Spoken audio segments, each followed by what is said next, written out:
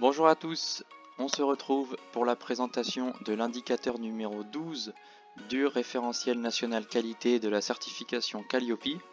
Cet indicateur est le quatrième du critère 3, adapter ses prestations aux bénéficiaires.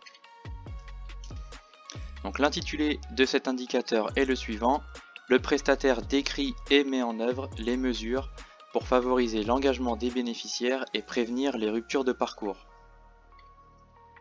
Les activités concernées par cet indicateur sont les suivantes. Il s'agit de toutes les activités du secteur, les acteurs des actions de formation, des bilans de compétences, des validations des acquis d'expérience et de l'apprentissage.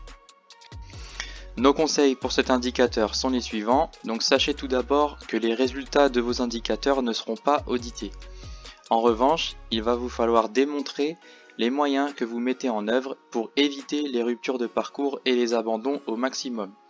Donc en fait, pour faire simple, ça consistera à un processus de relance, donc relance téléphonique, mail, etc.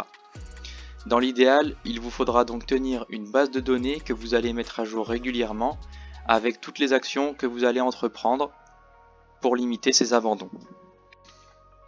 On enchaîne avec les pièges à éviter et les non-conformités. Donc pour le niveau attendu, il faudra démontrer que des mesures formalisées existent et sont mises en œuvre.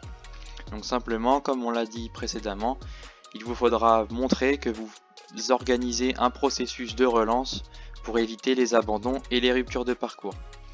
Attention toutefois, il faudra bien être capable de prouver votre démarche vis-à-vis des abandons et des ruptures de parcours. Vous devrez donc présenter tout votre processus à l'auditeur. On termine avec les points clés à retenir. Il faudra prouver que des moyens sont bien mis en œuvre pour éviter les abandons, détailler tout votre processus de relance lors de l'audit. Et pour cela, le mieux sera de tenir une base de données ou un autre document qui est régulièrement mis à jour et dans lequel vous pourrez suivre l'état et l'avancée de vos relances. Voilà pour l'indicateur numéro 12 du référentiel national qualité. On se retrouve pour les autres indicateurs dans les prochaines vidéos. À très vite.